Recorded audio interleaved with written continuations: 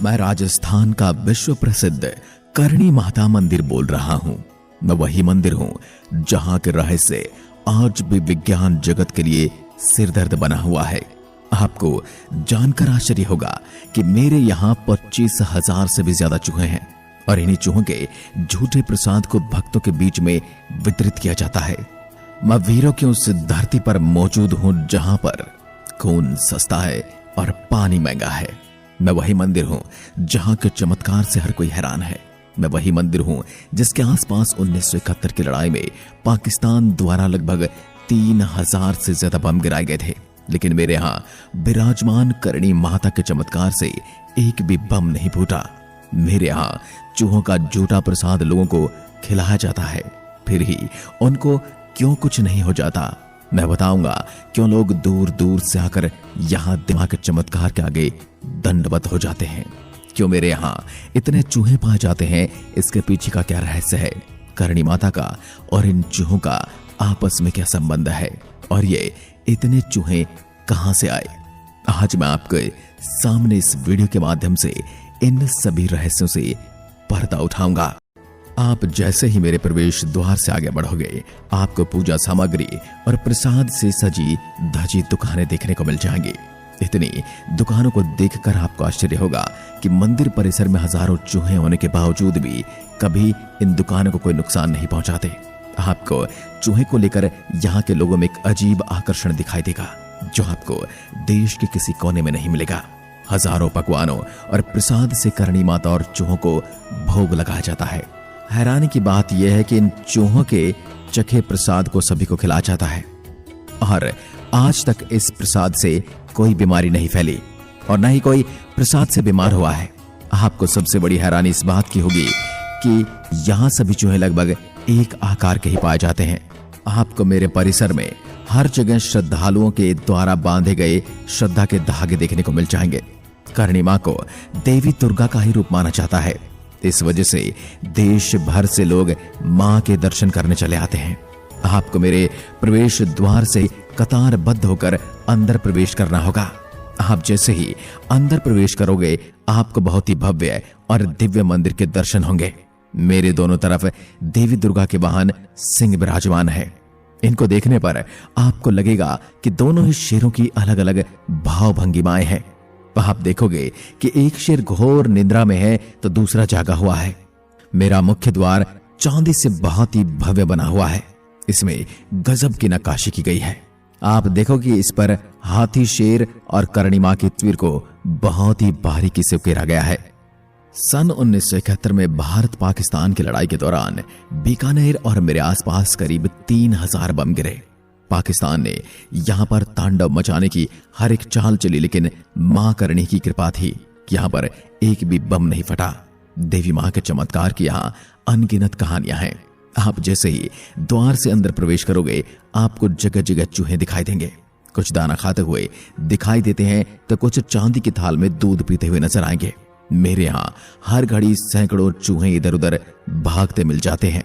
इसलिए आपको मेरे यहां देवी के दर्शन करने के लिए आते समय मेरे परिसर में हर कदम बहुत संभल संभल कर रखना होगा। इन चूहों को काबा नाम से जाना जाता है। इस नामकरण के पीछे का कारण है, उससे पहले आपको करणी माता के बारे में जान लेना चाहिए। माता का जन्म 20 सितंबर 1387 को होना इतिहास के पन्नों में दर्ज हुआ मिलता है। करणी देवी के पिता का नाम मेहाजी तथा माता का नाम देवल देवी था।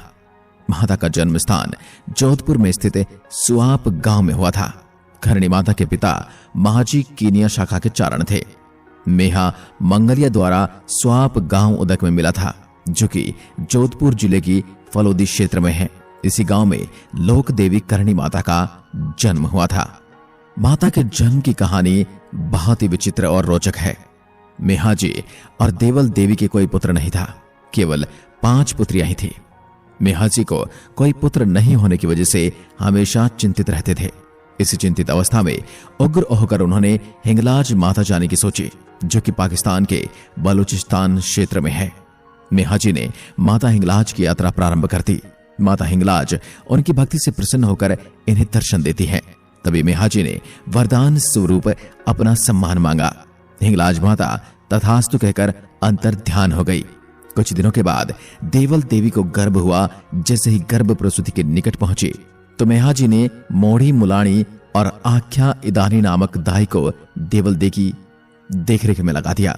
प्रसूति का समय निकल गया, अर्थात 10 महीने, 12 महीने, 15 महीने और 18 महीने बीत जाने के बाद भी प्रसव नहीं हुआ। तो आख्यादारी ने सोचा, पता नहीं कब यह बच्चा जन्म लेगा, मैं यहां ज्यादा दिन नहीं रुक सकती, और वह चली गई। तो मोड़ी मुलाणी नामक दाई ने ही देवल देवी की आगे देखरेख जारी रखी। एक दिन सपने में देवल देवी को माता दुर्गा ने साक्षात दर्शन दिया और कहा, बेटी तुम सब्र रखो, मैं जल्द ही तुम्हारी कोख से जन्म लूंगी। करीब 21 माह बाद देवल देवी ने एक शिशु को जन्म दिया। अब मेहजी ने अपनी बहन से पूछा कि क्या हुआ, लड़का या लड़की? तो बुआ ने गुस्से में तंज कसते हुए कहा कि फिर से पत्थर हुआ है, अर्थात फिर से लड़की हुई है। इन्होंने अपनी अंगुलियां अर्थात मुट्ठी भींचकर गुस्से में यह बात कही तो उनकी सभी 5 उंगलियां ऐसे के ऐसे चिपक कर रह गई। उन्होंने सोचा शायद मुझे बादी हो गई, परंतु यह देवी का अपमान करने की सजा थी। जैसे देवल जी को पता चला कि पुत्री हुई है, उनका मन कुछ उदास हुआ, परंतु विधि के आगे कोई कुछ नहीं कर सकता था। 3 दिन बाद नामकरण हुआ तो करणी माता का नाम रिधुबाई रखा गया। धीरे धीरे समय बीतता गया और माता रिधुबाई बड़ी होने लगी। एक दिन रिधुबाई की बुआ पीहर आई हुई थी और वह 5 बहनों में सबसे ज्यादा रिधुबाई को ही प्यार करती थी। एक दिन वह भाई को नहला रही थी, तब एक हाथ अपाहिज होने के कारण वह सही से नहीं नहला पा रही थी। तभी रिधु ने कहा, आपको क्या हो गया है?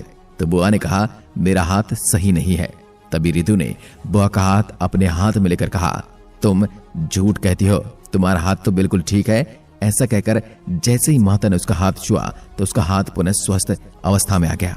यह चमत्कार देख बुआ ने देवल देवी और मेहाजी से कहा, आपकी पुत्री कोई साधारण पुत्री नहीं है, यह कुछ कारण वास्ते इस संसार में आई है। तो बुआ ने इनका नाम रिधुबाई से बदलकर करणीबाई रख दिया। तब से पूरा गांव इन्हें करणी माता के नाम से जानने लगा और आज ये रिधुबाई संपूर्ण विश्व में करणी माता के नाम से जानी जाने लगी। करणी माता जब धीरे धीरे बड़ी होने लगी तो समाज की ओर से मेहाजी पर दबाव पड़ने लगा कि अब करणी माता के हाथ पीले कर देने चाहिए, क्योंकि इतनी जवान बेटी को ऐसे घर में रखना उचित नहीं माना जाता। मेहाजी पूरे समाज के दबाव के अंदर आ चुके थे। मजबूरन उन्होंने अपनी बेटी का विवाह करना स्वीकार किया, परंतु करणी माता के लिए कोई वर नहीं मिल रहा था। पिता की चिंता बढ़ती जा रही थी। तभी माता करणी ने अपने पिता से कहा कि साठिका गांव में केलोजी बिट्टू के यहाँ शिवांश अवतार लिया है, उसी से मेरा विवाह होगा। मेहाजी ने माता का आदेश पाकर केलोजी बिट्टू के पुत्र देपाजी से यहाँ शादी की बात शुरू कर दी। देपाजी करणी माता के बारे में जानते थे तो उन्होंने विवाह को बड़े साधारण रीति रिवाज से करना ही स्वीकार किया। विवाह संपूर्ण होने के बाद बारात वापस लौट रही थी। रास्ते में पानी पीने की कोई व्यवस्था नहीं होने के कारण मेहाजी ने रथ और घोड़े के साथ 4 पानी की मटकी साथ भेज दी। बारात काफी दूर पहुंची तो देपाजी को प्यास लगी। उन्होंने रथ रुकवाकर मटकी से पानी पीना चाहा, परंतु मटकियां खाली मिली। यह देखकर उन्हें आश्चर्य हुआ। तब करणी माता ने आवाज दी कि आप पीछे देखिए, आपके पीछे बहुत ही सुंदर झील है और उसमें स्वच्छ पानी भरा है। जैसे ही देपाजी ने पीछे देखा तो आश्चर्यचकित रह गए। उन्होंने स्वयं उस स्वच्छ जल को पीकर अपनी प्यास बुझाई। देपाजी ने जैसे ही रथ का पर्दा हटाकर देवी को देखना चाहा तो माता ने दुर्गा के रूप में सिंह पर सवार, हाथ में त्रिशूल लिए हुए तेजस्वी रूप के साथ उन्हें दर्शन दिए और कहा कि मैंने तुम्हें भौतिक और अलौकिक दोनों दर्शन करा दिए हैं। अब आपकी अर्धांगिनी जरूर हूं, परंतु मेरा भौतिक शरीर काला, मोटा और लंबा चौड़ा चेहरे वाला है, इसलिए है मेरा यह शरीर आपके भोग का साधन नहीं है। आप मेरी छोटी बहन गुलाब से विवाह कर लीजिए, वह आपकी गृहस्थी संभालेगी। तो देपाजी ने देवी का आदेश मानते हुए माता की छोटी बहन गुलाब से विवाह कर लिया और खुद संसार की भलाई हेतु गृहस्थ जीवन से विरक्त हो गई। इस दौरान उन्होंने खुद को मां जगदंबा की भक्ति में पूरी तरह समर्पित कर दिया। वही उनके धार्मिक काम और चमत्कारिक शक्तियों की वजह से उनकी ख्याति आसपास फैलने लग गई। लोग उनकी काफी आदर और सम्मान करने लगे एवं दुर्गा मां का अवतार मानकर उनकी साधना करने लगे। वे आज से 650 वर्ष पूर्व एक गुफा में रहकर माता की भक्ति आराधना करती थी। वह गुफा आज भी मेरे परिसर में है और वे 151 वर्ष जीवित रहकर 23 मार्च 1538 को ज्योतिर्लीन हुई थी। उनके ज्योतिर्लीन होने के उपरांत उनकी अंतिम इच्छा का पालन कर लोगों ने उनकी मूर्ति की स्थापना इस गुफा में की। तब से निरंतर लोग यहाँ उनकी पूजा करते आ रहे हैं। अब मेरे हर समय रहने वाले चूहों से जुड़ी कहानी के बारे में बताता हूँ। मंदिर में रहने वाले चूहों को करणी माता की संतान या वंशज बताया गया है। इन्हें काबा के नाम से जाना जाता है। अगर आप यहाँ दर्शन करने आते हैं तो आपको अपने पैरों को घसीटते हुए चलना होगा, क्योंकि अगर कोई चूहा आपके पैर के नीचे आकर मर गया तो बहुत अशुभ माना जाता है। किसी चूहे के मरने पर उसकी जगह चांदी का चूहा बनाकर रखा जाता है। यहाँ पर सफेद चूहों का दर्शन होना बहुत ही शुभ माना जाता है। ऐसा माना जाता है कि सफेद चूहे माता के पुत्र हैं। इनसे जुड़ी कथा के अनुसार एक बार करणी माता का सौतेला बेटा लक्ष्मण, जो कि उनकी पति जी कोप जी चारण और उनकी छोटी बहन गुलाब का पुत्र था, यह कोलायत में बने हुए एक सरोवर में पानी पीने की कोशिश के दौरान डूब गया और उसकी तुरंत मृत्यु हो गई। वहीं जब यह बात करणी माता को पता चली तो उन्होंने मृत्यु के देवता यमराज की कठोर तपस्या कर अपने सौतेले बेटे को फिर से जीवित करने की प्रार्थना की। लेकिन पहले तो यमराज ने लक्ष्मण को फिर से जीवित करने के लिए मना कर दिया, लेकिन बाद में उन्होंने करणी माता की कठोर आराधना से प्रसन्न होकर उनके सौतेले पुत्र लक्ष्मण को फिर से जीवन दान दिया। इसलिए करणी माता के मंदिर में इन चूहों को मां का बेटा माना जाता है। और उसके बाद में ही यमराज से कहा कि मेरा कोई भी वंशज यमलोक नहीं जाएगा। तब से माना जाता है कि जो भी मां के परिवार से मरता है वो यहाँ चूहा बन जाता है और मां की सेवा करता है। इसके अलावा इन चूहों से जुड़ी अन्य लोक कथा के मुताबिक एक बार करीब 20,000 सैनिकों की विशाल सेना देशनोक पर हमला करने के उद्देश्य से आई, जिसके बाद देशनोक की सुरक्षा के लिए करणी माता ने अपने चमत्कारी शक्ति और प्रताप से इन सैनिकों को चूहा बना दिया और उन्हें अपनी सेवा में रख लिया था। ऐसा माना जाता है कि तब से ये चूहे बेटे के रूप में करणी माता की सेवा करते हैं। ये थी करणी माता मंदिर यानी मेरे बारे में संपूर्ण जानकारी, और आशा करता हूं आपको पसंद आई होगी। साथ ही आपको भी जल्दी से जल्द मां के दर्शन करने का सौभाग्य प्राप्त हो, ऐसी मेरी मनोकामना है। और माता रानी आपकी सभी मनोकामनाओं को पूरी करे, इसी प्रार्थना के साथ मिलते हैं अगली वीडियो में। साथ ही अगर आपने हमारे चैनल को अभी तक सब्सक्राइब नहीं किया तो सब्सक्राइब जरूर करें और बेल आइकन जरूर दबाएं। एक बार फिर मिलते हैं, तब तक के लिए नमस्कार। जय हिंद, जय भारत।